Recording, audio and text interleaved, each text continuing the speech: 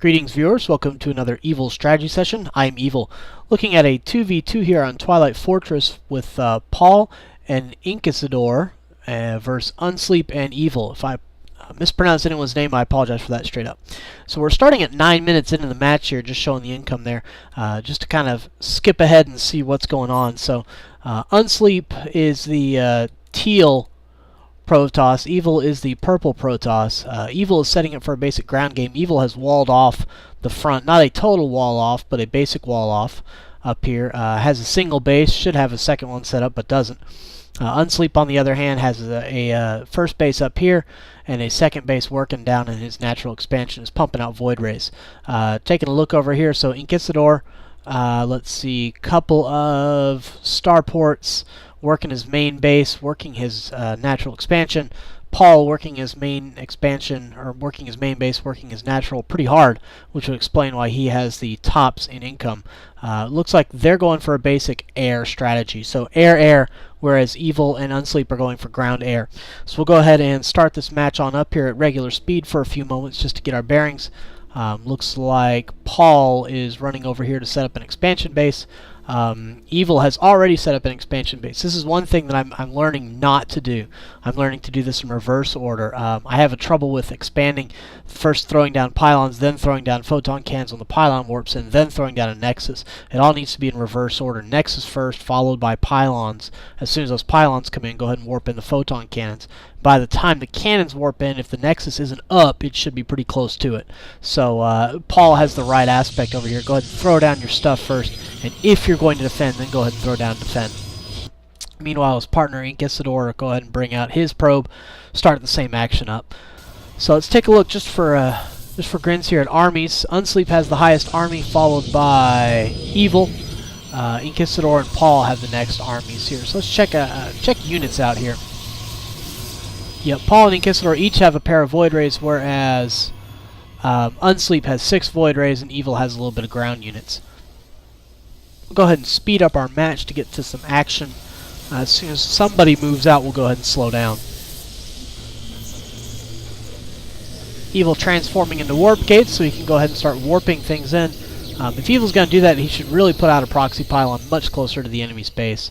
The right place in general to slap down a proxy pylon is in this area, right in here. It's definitely out of sight, whereas it's very it's close enough. Inquisidor leaves the game. Not really sure what happened. As a matter of fact, I'm questioning what happens. We never really find out.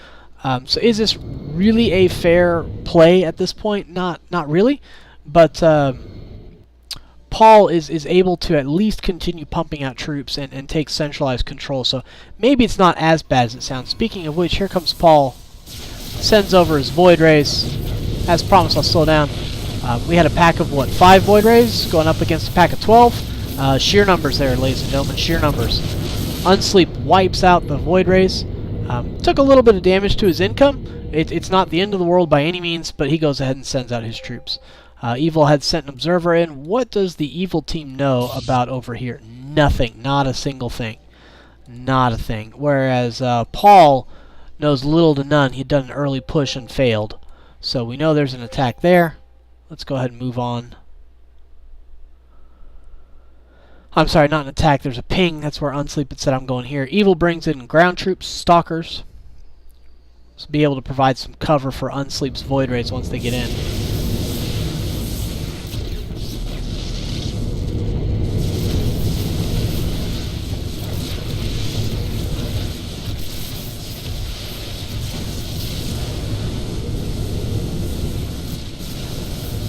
Void Rays move up to challenge Void Rays. Again, 12 versus 2. 13 versus 2 is not good. Evil brings in his stalkers, cracks in the main base. A whole bunch of carriers come out. Paul was not sitting on his hands, folks. Evil tries to at least distract them for a few minutes and let Unsleep do his business. Unsleep drills down on carriers.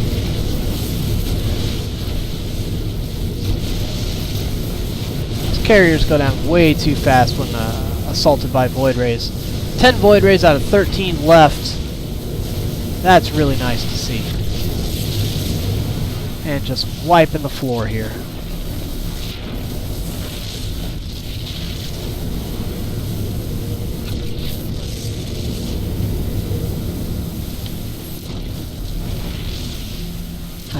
do wish I could pan out just a little bit more to see the action. I understand Blizzard's point of view, but still, Evil slaps down a proxy pylon, thinking that maybe this might go a little longer than it's going to go. It isn't. Unsleep just doing a wicked job of wiping everything out. Check our income real quick. Income plummets for Inquisidor. It's just 480 at 16 minutes into the game is not an income. Paul has a good, solid, steady income still. He's mining that other base for all it's worth.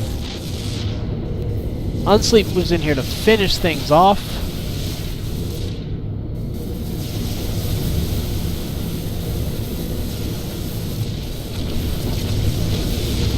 Now has a pack of 13 Void Rays again. Start shutting down pylons.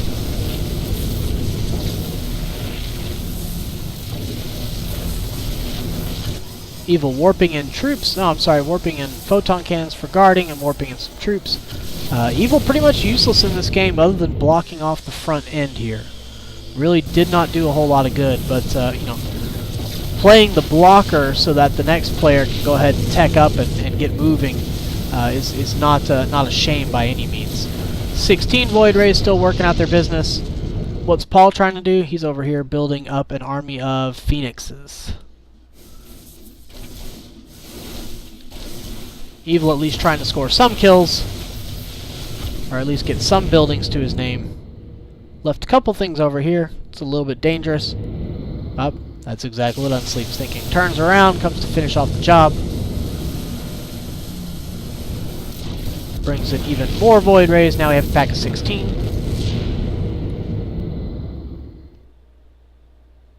Evil takes his stuff out and leaves. Let's go and find a better party.